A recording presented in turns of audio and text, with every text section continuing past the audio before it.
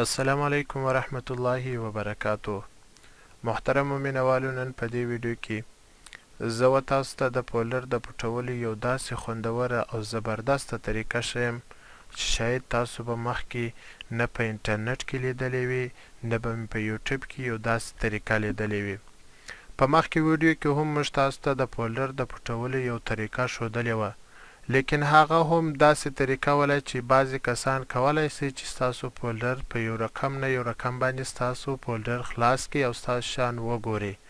لیکن په نن ویډیو کې چې موږ تاسو ته کومه طریقه ښیو، په دې طریقه سره تاسو کولی سئ چې خپل فولډر داسې پټ کړي چې ستاسو څخه ما سوا هیڅوک به بیا ستاسو فولډر نسي خلاصولی، ستاسو د فولډر شیان به نسي کتلی. د دې لپاره باید تاسو زموږ سره دغه ویډیو تر پایه پورې وګورئ او په دې ویډیو کې چې موږ تاسو ته د فولډر د پټولو طریقه ښیو او بیرته د فولډر د ښکاره کولو طریقه ښیو، دا په صحیح توګه باندې زده کړئ چې بیا تاسو ته د فولډر په پټولو او دویم ځل په ښکاره کولو کې کوم مشکل نه وي. د دې لپاره لومړی باید تاسو د کمپیوټر په سټارټ باندې کلیک وکړئ. کله چې تاسو د کمپیوټر په سټارټ باندې کلیک وکړئ، بیا وروسته په سټارټ مینیو کې پر رن باندې کلیک وکړئ. کله چې تاسو په رن باندې کلیک وکړئ، نو دلته به بیا تاسو CMD ولیکئ، CMD، او وروسته به بیا پر اوکې باندې کلیک وکړئ. کله چې تاسو پر اوکې باندې کلیک وکړئ، نو تاسو ته به دا توره صفحه خلاصه سي. په دې توره صفحه کې به لومړی تاسو CD ډیسکټاپ لیکئ، CD ډیسکټاپ، وروسته بیا د انټر بټن ووهئ. د هغه څخه وروسته بیا تاسو دا تورې ولیکئ، ATTRIB سپیس جمع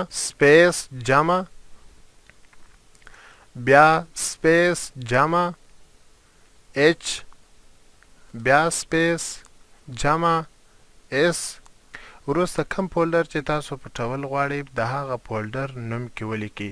مثلا تاسو دلته په ډیسکټاپ باندې د بوک په نامه باندې یو فولډر وینئ، دغه فولډر زه پټول غواړم، نو زه به د دې فولډر نوم دلته ټایپومه. مثلا زه بوک لیکم، BOK، بیا د انټر بټن ووهئ. کله چې ما د انټر بټن ووهله، د هغه څخه به وروسته بیا دا توره صفحه بنده کړئ. کله چې مې دا توره صفحه بنده کړله او کمپیوټر مې ریفریش کړي، نو دا دی تاسو وینئ چې پخوا دلته یو فولډر پروت و، اوس هغه فولډر د دې ځای څخه ورک سولو او بیا په کمپیوټر په هیڅ یو ځای کې هیڅوک نسي کولی چې ستاسو هغه فولډر پیدا کړي، مګر هغه وخت یې پیدا کولی سي کله چې ستاسو د فولډر نوم ورته معلومه وي او دا طریقه ورته معلومه وي. که چیرې ستاسو د فولډر نوم نه وي ورته معلوم، چې هر څو واره دا طریقه ورته معلومه وي، هغه بیا ستاسو فولډر نسي خلاصولی.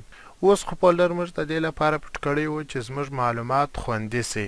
کله که چیرې تاسو غواړئ چې ستاسو فولډر دویم ځل بیا ښکاره سي، نو بیا تاسو پر سټارټ باندې کلیک وکړئ، وروسته هغسې پر رن باندې کلیک وکړئ او CMD ولیکئ، پر اوکې باندې کلیک وکړئ.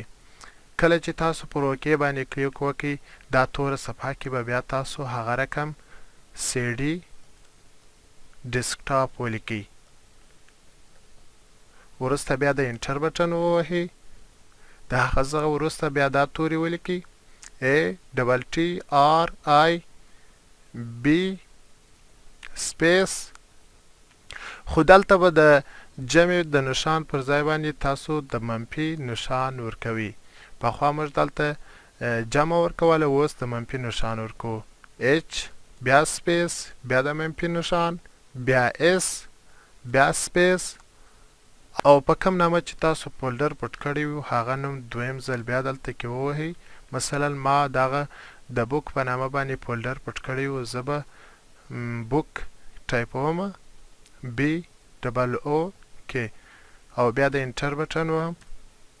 کله چې ما د انټر بټن ووهله، نو تاسو ویل چې پر دا ځای باندې هغه پټ سوی فولډر دویم ځل ښکاره سولو.